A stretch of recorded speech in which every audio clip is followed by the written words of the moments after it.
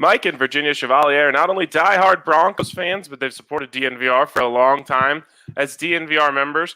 They're a husband and wife team with over 15 years of financial services experience, and they will get you set up with the best mortgage for your situation. Since your home is likely to be one of your largest assets and your mortgage, your largest debt, they believe it's vital to consider your full financial picture when purchasing a home. This includes considering your short-term and long-term planning goals, your investments, and your tax situation.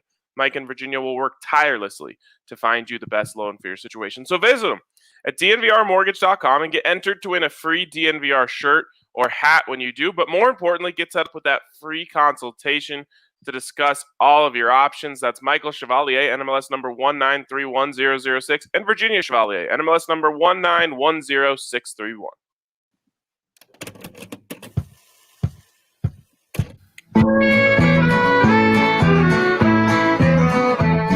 Number one for the one and only DNVR. Two goes out to Zach, Mace, RK, and the bar.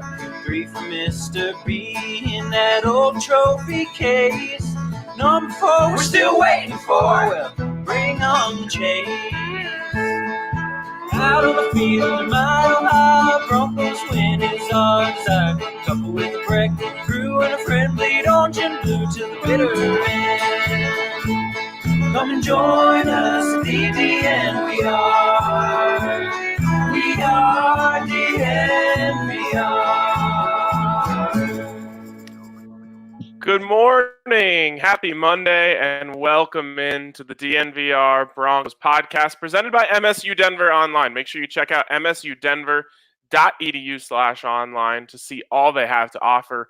Rigorous and affordable online programs taught by professors who bring the real world into the classroom. And, you know, if you need to work a full-time job while trying to further your education, MSU Denver is the place to go for that. MSU Denver students work twice as many hours as any other Colorado institution. So check them out, msudenver.edu/online today.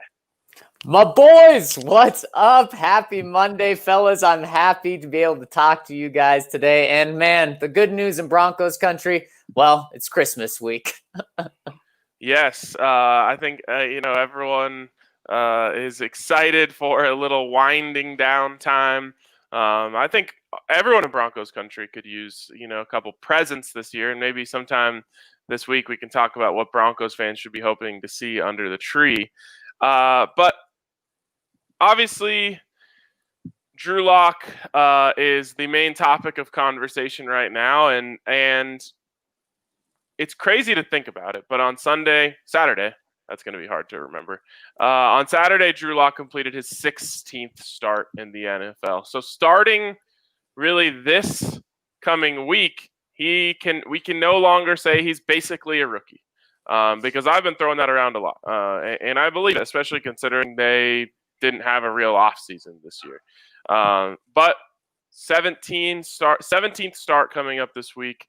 And that's a big difference. It's just not the same once you don't have he hasn't even completed a full season in the NFL now. Well, now he has.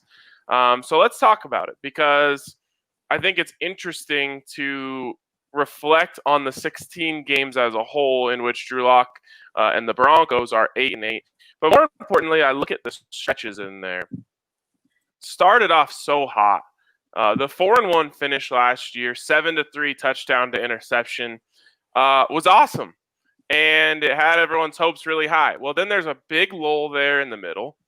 And then I think going back to an upwards trend. In fact, in the last 4 starts for Drew Lock, it's that same 7-3 touchdown to interception ratio. So, Zach, I'll start with you. Just from a big picture, what do you see? What do you think about Drew Lock's first 16 starts?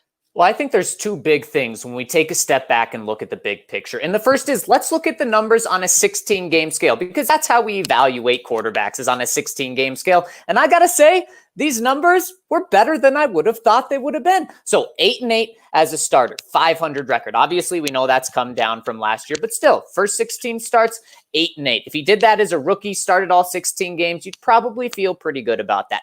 59.7% completion. I mean, he almost got to that number. Obviously, that's not one you feel great about. 3,350 yards. You would take that from a rookie. That's not tremendous or groundbreaking or anything, but it's also not bad. 21 touchdowns to 16 interceptions. I was most surprised by that. I was thinking, oh, that's better than I thought. Now, of course, 7-3 last year certainly helps with that. And then some other ones, 210 passing yards per game, 79.8 passer rating. That may be one of the more disappointing ones to go along with passer rating or to go along with completion percentage. But when I take a step back, I say those numbers are a little more impressive than I would have expected. Maybe I've just been weighed down a little too much by really the middle of this season. So Ryan, how I feel about it, looking at those stats, looking at everything, is I think there's hope here that Drew Lock is going through a normal NFL cycle where rookies and young quarterbacks can jump on the scene right away and take the league by storm. Drew did that a little bit last year. 4-1, 7 touchdowns, 3 interceptions, 64% completion. Then the NFL responded this year. Really, after his second full start against New England, the NFL punched back, and they punched hard. And Drew struggled mightily, big time. Now, he had a flash. He had flashes in the fourth quarter of the Chargers game, of the Atlanta game. But outside of that, for a big stretch of this season, it was bad. But if a quarterback's going to be successful in the NFL, they have to be able to punch back. And I think we may have seen that a little bit from Drew Lock these past few games, or at least there's hope that we saw that these last few games from Drew. And if you're able to do that and overcome that and take off from there, that's what successful quarterbacks do. Drew has shown us enough where I think there's a tiny bit of hope that could at least be the jumping point for him. Nice. Well, I mean, I think what it shows me here is that he's a little bit below average right now. There's the numbers that concern me right now are if you take the first 8 to the second 8, and yet second 8 starts, and yes, in those second 8 starts, we do see kind of a return to the form that he had in the first 5 starts, in terms of just overall efficiency numbers. But the problem is in those first starts, and now in the starts against Miami, Kansas City, Carolina, and then Buffalo on Saturday, we have seen his success come when they've constricted the offense a bit, when they've tried to emphasize getting him out of the pocket, having him only see part of the field.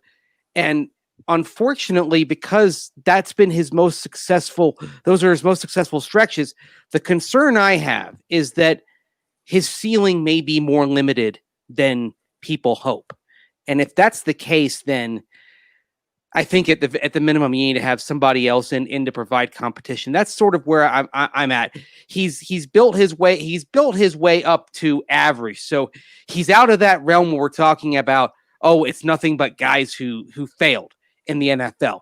But he is still in that realm where there are more failures than successes. And that's why I think it's really interesting. Everyone kind of points out Josh Allen. When you're talking about guys that have had a sub 84 rating in their first 16 starts, Josh Allen's the exception. Could Drew Lock work out? Absolutely. But I don't know. I don't see the flashes from Drew Lock in these starts the way I saw the flashes from Josh Allen in his first 16. So I think that's my concern, that maybe his ceiling just isn't that high. Yeah, the comps are always interesting because, it's what we do naturally is we try to look for another example. And Josh Allen is one. Obviously, Josh Allen has a howitzer of an arm that really no one can really compete with in the NFL. Maybe not. I think he probably could outthrow Patrick Mahomes in terms of distance and velocity. So Josh Allen's a tough comp. Then you could point to Baker Mayfield, who's really popped in his third season. That's also a tough comp. I don't know if there's the right comp for Drew Lock, and obviously those who want to believe that he's not the guy will point to worse quarterbacks. Those who want to believe he is the guy will point to better quarterbacks. For me, I keep coming back to something that I said last week, and this I think is where the biggest divide is the question to me is not, is Drew Lock it right now? Because he's not. Even last week where he has a 1-0 touchdown to interception ratio and, decent numbers, you could tell like that wasn't it. It wasn't even close to good enough to keep the Broncos in that football game. And he should have had 3 picks. Very easily could have had 3 picks for sure. But that's why it was right. But that's why it was the inverse of the Patriots game.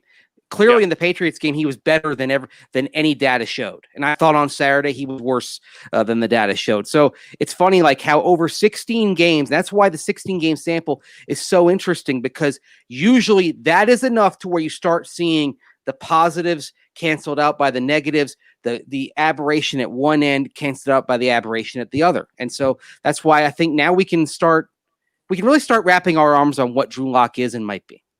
Yeah, and so to me, again, it's not about whether Drew Lock is it right now, because he's not. The question is, can he be it at some point? And I think the Broncos' best chance and fastest path to a return to relevancy is that happening. And do I think the answer is yes? I do. And I understand people who say no. It's really, it's a guessing game, just like it is when you're talking about quarterbacks in the draft. We guessed wrong about Josh Allen, or at least I did. I can only speak for myself. I did too. Yeah, I guessed right about Baker Mayfield before he was the number 1 overall pick. I think I was right about Daniel Jones. So we're still just projecting, as you often are with young quarterbacks, and I think that Drew Lock can be that guy. The question is always, what are they thinking in the front office? What is John Elway thinking? Because you can obviously make excuses for Drew Lock. I mean, there's plenty. 4-1 last year under Scangarello. Then you change the system. Then you have COVID. And then, of course, he starts off on a lower trend, and then he starts working his way back up. So if John Elway is pro Drew Lock, he can easily be sitting in his office right now saying, well, the scheme change was too much for him to handle without an off season. But once we kind of changed it and went back a little bit, he's back to the guy we thought he could be, and now he's backward on an upward trend and all that. And he can easily make the case for Drew Lock to start next year. If John Elway is ready to move on, he can easily say, well, look at passer rating and this and that and the other thing. And, we just weren't in the game against the Bills. I can't stomach that, So it comes down to what John's saying. And this is why it's so polarizing in Broncos country, because you can't even point to stats anymore, because even the stats are misleading. If like I can say Drew has a 7-3 and a touchdown to interception ratio over the last 4 games, and you can turn right around and say, well, yeah, but Buffalo dropped 3, so it should be 7-6. There's an argument and a counter argument for everything. In the end, to me, it should come down to, do you think Drew Lock can be it later? Not, do you think Drew Lock is it now? And Ryan, you took the words right out of my mouth, because that's exactly where we sit with Drew Lock. And unfortunately, I don't think it's going to change in the final 2 games unless Drew Lock goes out and throws, 6 touchdowns, no picks, or 1 touchdown and 5 interceptions. Unless he's drastically good or drastically bad, I think we're going to be sitting here in 2 weeks saying this: John Elway can do whatever he wants, and he's going to be backed up. Just kind of exactly what you explained, Ryan. He can point and say, the eye test hasn't been there. The consistency hasn't been there. We need to go make a big trade for Matthew Stafford. Or he can say, the flashes of greatness are there, and he's trending in the right direction. Now, I do think that we can start eliminating one option for the Broncos going a quarterback way, and that's a first-round quarterback. I think John would say, this is miserable, having to try to develop young quarterbacks. I want the easy fix. And so he may say, I want a Jameis Winston, where, sure, there's a little bit of progress that you need to make, but he's way more ready to play in the NFL than a first-round pick. Or, of course, I think what he would want to do would be go get a Matthew Stafford. And now John may pay more than any other team would, because he says, I'm done with this. But you can make a case. John can convince people that Matthew Stafford is the right direction to go. He can make a case that Drew Lock is the right direction to go on where the team is at right now. So, and I think that's where we're going to be sitting in 2 weeks, guys, is John's going to piss some people off no matter which direction he goes. I think that's very clear. And I want to talk about it's kind of like the president, right? half the people are going to hate everything they do, and half the people are going to love it. John Elway's kind of stuck in that cycle right now. But I want to have a conversation about this because I put out a tweet yesterday that I didn't realize would be taken as a hot take. And it, of course, came after the Jets inexplicably won a football game. The worst thing the Jets have done all year. Sam Darnold giving the Jets the middle finger. Yeah. Right. Well, but it's not just Darnold. It's Frank Gore, who's just kind of running through people a piece of iron. It's at to me it was also the Adam Gase middle finger out the door as well. Like you think you're getting this? Yeah. Right. And so I mean that changed everything for me because now, and I don't think Sam Darnold was giving the middle finger to the Jets. I think he was giving I think he was holding on to his job. Why do I think that? Because Trevor Lawrence is a generational type prospect. Everyone can see it. He's compared to Andrew Luck. He's compared to John Elway, like one of those ones, Peyton Manning, where you just say like, that's the guy. There's no question here. And I don't think there's anyone else like that in this class. So I know there's going to be a new staff there in New York. And depending on who it's going to be, I think they might look at Sam Darnold and say, man, Sam Darnold gives us a better chance. And we like Sam Darnold enough to roll forward with him. Maybe we trade back and we start setting ourselves up for the future because they're probably going to have a 3-4 year contract there. Or they might say, let's draft Penei Sewell and give Sam Darnold the best bookend tackles we possibly can and move forward with him. So my tweet was, this changes everything in the quarterback's situation. I don't even think the Jets are going to go quarterback anymore. Wow. I don't know about that. I know what you're getting at, and I know it's a possibility, but clearly you are talking about a big gap in terms of certainty from Lawrence to either Justin Fields or Zach Wilson. It's not that Fields or Wilson can't be good quarterbacks next level. It's just that with Trevor Lawrence, I think we know the floor on him is he's a pretty good starter. Worst case scenario, what is he? Say 12th best starter in the league in 3 years. So in other words, you can succeed with him, and you get to Fields and you get to Zach Wilson. They have high ceilings, but they also have low floors. There's a wide variance of outcomes. I mean, RK, I can see why that's a possibility. And again, it's sort of like Detroit. You're waiting on the GM. I mean, the GM, whoever it is, it could be Louis Riddick, for example, might be Rick Smith, might be some other guys, could walk in and say, Matthew Stafford is a greater asset to us on this team as our quarterback than what he could fetch on the market. And that is the one thing they could look at Sam Darnold. If their coach loves Sam Darnold, might say the same thing. The only thing is you do have Joe Douglas, who's going into his second draft as GM. Joe Douglas, that wasn't his pick, was Sam Darnold. He was a Mike McCagnon pick, and so that's the thing that's floating in. What does Joe Douglas think of Sam Darnold? If he says he's not my guy, he's on the market. If things that Darnold has done, and it hasn't been much, but things that Darnold has done have shown Douglas enough, he could run it back. And the other thing is also, what does ownership want? Does ownership want the hard reset, the fresh start, or do they want to run it back with Sam Darnold? I would guess they'll still trade Darnold, but it's now become something that is a possibility, whereas before Saturday, it wasn't. Yeah, Ryan, I love the take. Now, I disagree with the take, but I still love it because I totally see where you're coming from. And, I think some people could get behind that, but I think New York just needs and wants someone different in there. But I totally see where you're coming from. So can I connect this to the Broncos? We talked last week and the past couple of weeks about, okay, how much would you give up for the first overall pick to get Trevor Lawrence? And of course, we all pretty much said take everything plus extra to get Trevor Lawrence. But let's say the Jets do what you say, Ryan, and kind of shock the world here. Instead of getting Trevor Lawrence, they stick with Sam Darnold for a second year. Trevor Lawrence goes off the board to the Jags with the number 1 overall pick. And the Broncos are sitting at 13, where they are right now in the draft order. Are you willing to trade a ton, because you'd still have to get to number 2 to get the second best quarterback in the draft? And who would that be, guys? That's a $1 million question, and because that is a question at this point, the answer is no to me.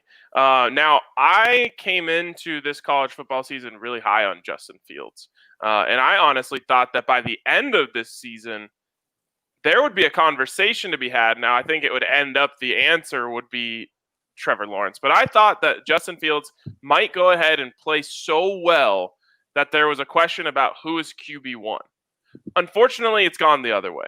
He's played so okay to good that now there's a question about who's QB2. And I think most people would say that it's still Justin Fields. To me, I don't know. And not all of that is how I feel about it, but how I think NFL GMs might feel about it. And this last weekend certainly didn't help his case. He did not look good at all against Northwestern.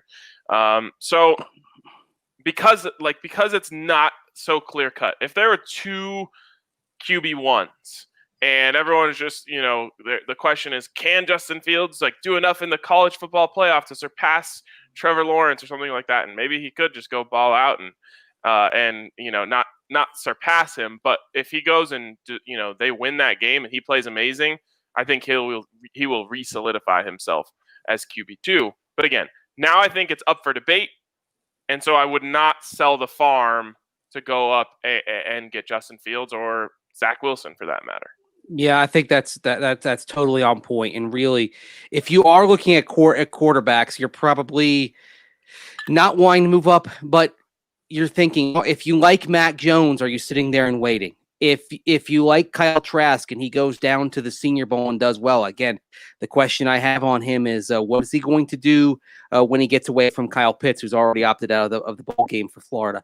So if he goes down there and does well without his security blanket, the best security blanket in college football, and maybe a top 7, top 8 pick in the draft, then I'll feel better about him. But the question is, you're saying, okay, all these guys have questions, so is the risk lower than it is by sticking with Drew Lock? And that's why I think, unless you're talking about the ability to sell the farm to get Trevor Lawrence, the solution not the solution at quarterback, but the change to the room is going to be one of those young career veterans who can at least provide a hedge. You're basically looking for your Tannehill right now, and I don't think any of these guys move the needle. Put it this way: I would take Sam Howell right now over any of the quarterbacks not named Trevor Lawrence in this draft. And unfortunately, Howell is a 2022 pick.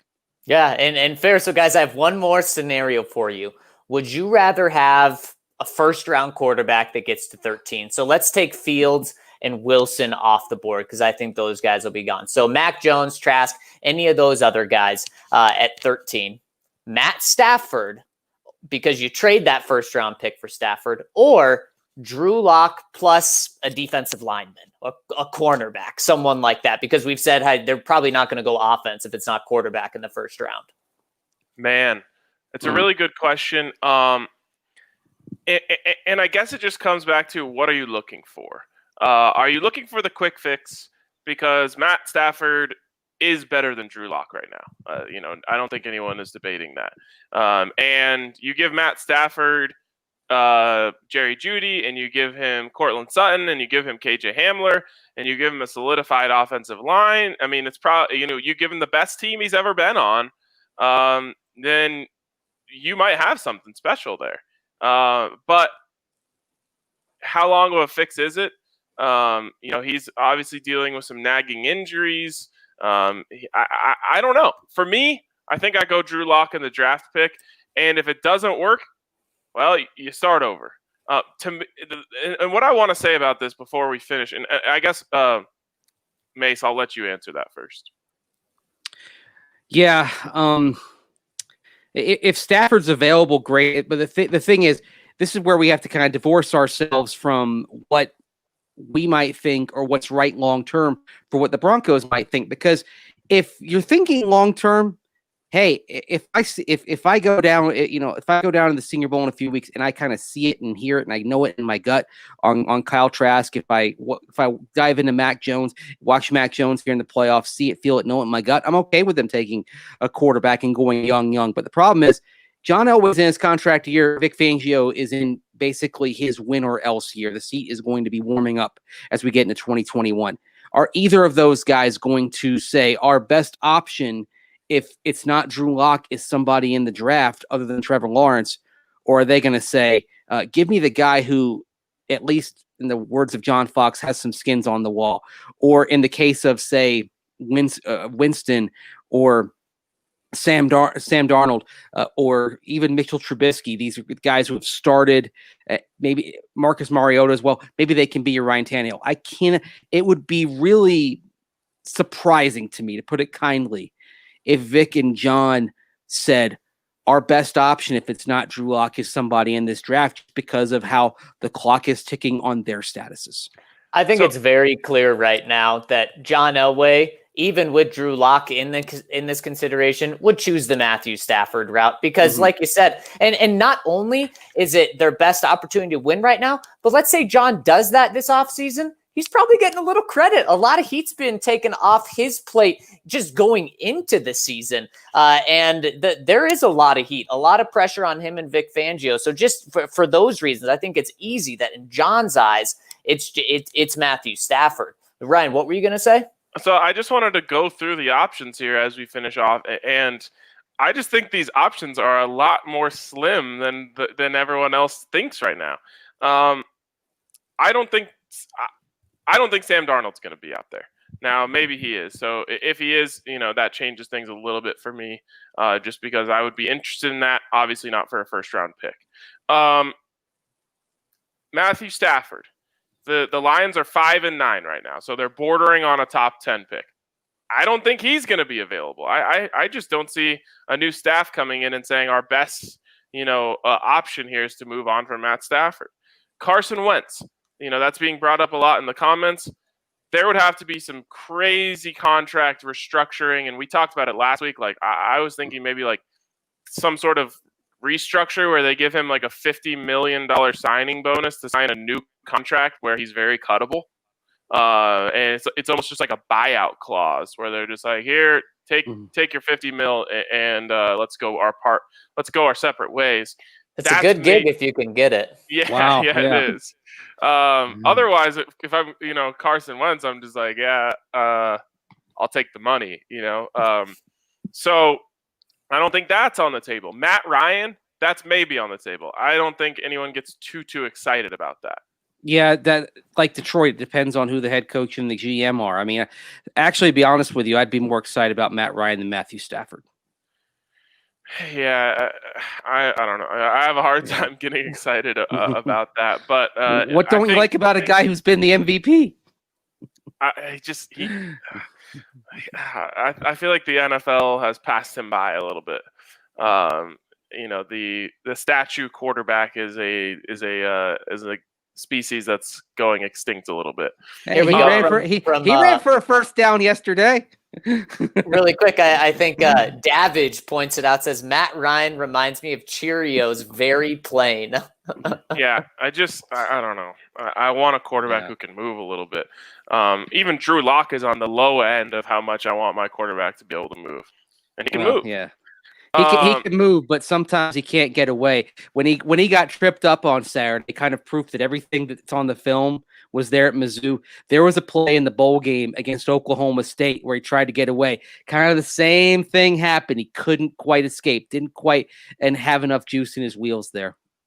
In Atlanta, I think that one might be the most realistic, just because Atlanta's sitting there at 4-10. They could move into the Fields conversation. Maybe they're the ones who trade up for Justin Fields with the Jets at number 2. So that one I could see a little bit more. But as I go through it, it's just like, man, everyone thinks there's all these hedge opportunities. I don't think Jameis Winston is going to be available. Like, I don't know where these quarterbacks are coming from. And I think that might end up being the deciding factor in all this. It's fun to debate all of this stuff right now, and it's very good. It's good content and it's good conversation. And, everyone wants to talk about this stuff at the water cooler. But I think when push comes to shove, there's going to be very few options out there as to how you can, bring in another more veteran quarterback to replace Drew Lock. There might be a guy you can bring in like a Ryan Fitzpatrick, who you love to have in the fold. But in the end, I think John Elway might look around, say, all right, we're sitting at 13. I don't really like any of the quarterbacks that are going to be here. I can't get Stafford. I can't get Ryan. I can't get Darnold. We don't have any other options here. We're running it back. Well, and that's fair, yeah. Ryan. And does this information eliminate Matt Ryan as well? If the Atlanta Falcons were to trade Matt Ryan before the June 6th trade deadline, they would have $44 million in dead money. They would lose $3 million in cap savings by trading him instead of having him. Now, if it's a post-June 1st trade, they would have $18 million in dead money in 2021 and $26.5 million in dead money in 2022. So they'd free up some dead money next year, but they'd push it over to 2022. So that may even just right there make that trade not possible. So then you're really talking about, okay, is John going to be desperate for Matthew Stafford? And will the Lions know that? And then the price for him goes even higher up. And even with Stafford, there's dead money that the Lions are eating as well. I mean, so that's part of it that you have to consider. That being said, as a wise man told me, this is America. Everything has a price. I mean, can you meet the price? Everything's a commodity. Anything can be had. And yes, that even includes the number one overall pick. I just don't think that the price point is going to be something that anyone is willing to reach. But there's a price on that too.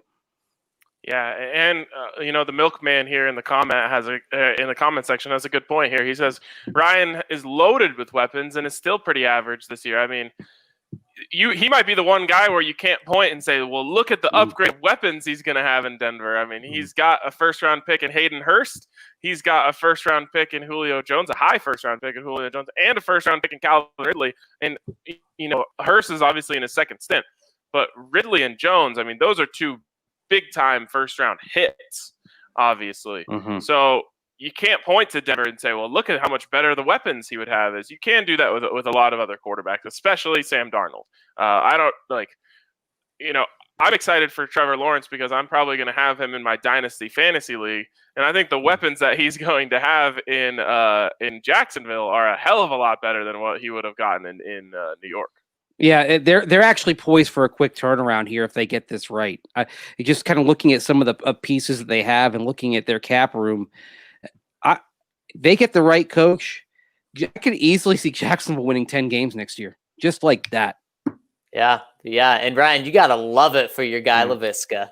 Oh, dude. Why do you think he's talking about him like that? I mean, I'm thinking, you couldn't be more excited for your guy about to work with Trevor Lawrence here. I mean, that's a career-making move for him. Yeah, that's amazing. And it'll be really interesting to see if Trevor Lawrence can turn around the Jags. Seriously. And speaking of the Jags with all of this, a quarterback that very well now may be available is Gardner Minshew. Yeah, that is a good, he's like the new age Ryan Fitzpatrick, in my opinion. He's just a young Ryan Fitzpatrick. He'll be a guy who bounces around from place to place. He'll win a starting job here and there. He'll, eventually end up being the guy who you want in front of your rookie quarterback as you bring your quarterback in, the bridge quarterback, as we've talked about a lot over the last few years. I like the idea, but, as the backup to Drew Lock, as someone who can come in and push him a little bit, it just depends on your perspective on who he is and what he is, because someone somewhere might like him to just say, okay, well, we're putting off our quarterback situation for this year, so let's bring in Gardner Minshew. He'll, be exciting, and he'll win some fans over, and he'll sell some jerseys and T-shirts, and have everyone growing out mustaches. A little exciting, but it's interesting. There's a lot of guys like that you could bring in as your backup / good guy to turn to if you have to pull the emergency cord on Drew Lock. Okay, so let's kind of just look at three guys, and let's take Sam Darnold out. Like, let's say our case scenario, let's say your scenario is correct, and that the Jets decide we're going to run it back with Sam Darnold. He's our best shot. And let's say that the Saints look at Jameis Winston and say, all right, we think he's our guy. We like him to replace Drew Brees. So then you're looking at a market that is Marcus Mariota, Ryan Fitzpatrick, Gardner Minshew, Mitchell Trubisky. What do you do? Matthew Stafford. I mean, let's say it's Lou Riddick, GM Lions, and he says, "Hey, Matt is more valuable to me on this roster than if I trade him. I'm going to run it back with him." Yeah, I mean, you stick with Drew Lock, and then you bring in someone to be a solid backup. So you're not going with any of those hedges as a backup. Well, I mean, you could. I mean, like Marcus Mariota looked awesome the other night, but he handled his situation so well too. That the thing that kind of impressed me, and if Winston is available, kind of the same thing, is that with Winston and Mariota, both were in situations where they could have bellyached a bit, and they could have been a problem in the locker room, and you didn't hear a peep. They fit in very well. They handled their football rehab, in the parlance of John Elway, exceptionally well. They swallowed their pride, let sublimate their ego, and did the right thing by the team. So the reason why I'm intrigued by those guys as a hedge is that if Drew Lock does hit, if he does take the next steps, and he is the guy, I don't think you have to worry about the backup undermining the starter with these guys. Yeah. The only thing that I can predict with absolute certainty is if you bring in a guy like that who has that high upside, as soon as Drew Lock throws 2 incompletions in week 1, people will be calling for him. Oh, without a doubt. And so my answer to your question, Mace, was going to be, who of those guys has the highest ceiling? Because that's who I want. Because if you can land the next Ryan Tannehill in this, then it's a great signing. But I don't want a guy to come in here and go 8-8 and go 7-9 and go 8-8. I want the guy that is going to have the high ceiling or be a total bust, because I'm sick of this middle ground, and the Broncos are staring at middle ground again this year. And that's a great point. Ceiling is the former number 1 overall pick. It's him or the former number 2 overall pick. I think they're 1 and 1A. Mariota and Winston on this list. I think Winston ends up staying in New Orleans. That's my prediction there. My thing there, though, is I think the Saints may have ruined that by not even allowing him start when Drew Brees was. If I'm Jameis Winston, I'm giving them the middle finger and saying, Taysom Hill? Are you kidding me? Over me? I'm out of here. See you guys. I would feel disrespected if I were Jameis Winston. I kind of get the feeling, based on how well he handled it, that there was an understanding there that this was truly going to be a football rehab year for him. Maybe. And maybe that's the case. But, man, if there wasn't that understanding and he was kind of caught off guard by it, I would be out if I were him. Now, the other interesting thing, let's say Sam Darnold's back in the mix, because you to mention football rehab. Darnold might need a year of football rehab. And one reason why I'm intrigued by Mariota and Winston, if he's available, is that they've had the year of football rehab. If Darnold came here, that would be his year of football rehab. Would he be ready if he was thrust into the lineup? So I just think those guys are maybe a little bit ahead in the progress of Darnold, and that's why I'd prefer either of them if they're available. Well, I enjoyed this conversation a lot, guys. Great stuff. Thanks to everyone who participated in the comments. We appreciate all of your interaction as well. If you watched on YouTube, we'd love if you hit us with a thumbs up. Also, YouTube is just the best place to watch. If you were watching this on a different streaming platform and dealing with some issues, YouTube is always pretty darn clean. So check us out on YouTube. Hit us with a subscribe. It's just DNVR on YouTube, the easiest one to find. And hit us with that thumbs up. But we're going to finish the rest of the podcast in podcast form. So check us out there too on iTunes. We're going to flip over there. We'll talk to you guys later.